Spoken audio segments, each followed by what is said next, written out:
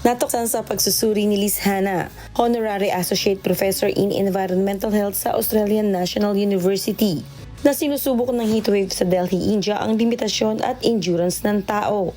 Naitala sa lugar noong Miyerkules, May 29, ang pinakamataas na temperatura na umabot sa 45.2 hanggang 49.1 degrees Celsius, maliban sa Monghespur sa hilagang kanluran ng Delhi na nag-ulat ng 52.9 degrees Celsius. Kasunod ito ng nangyaring sunod-sunod heatwave sa buong Asya pati na rin sa Africa.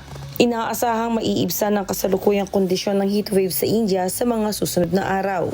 Subalit marami na ang namatay at nagkakaroon ng mga karamdaman, bunsod ng sobrang init ng panahon.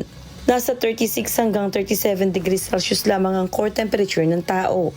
Kung ang paligid ay masyadong mainit, magsisikap ang katawan na palamigin ito sa pamamagitan ng pagpapawis. Subalit kung masyadong mainit ang paligid ay tumataas ang core temperature ng tao na nagdudulot ng pinsala sa mga sel ng katawan na maaaring humantong sa organ damage at pagkamatay.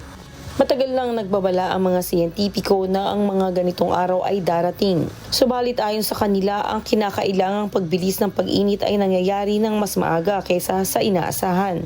Kailangang mas paigtingin ng publiko ang kanilang mga heatwave preparation, tulad ng maging pamilyar sa mga palatandaan at sintomas ng heatwave, first aid treatment at kung kailan kailangang tumawag ng ambulansya. Early Briones, humahataw sa balita ngayon.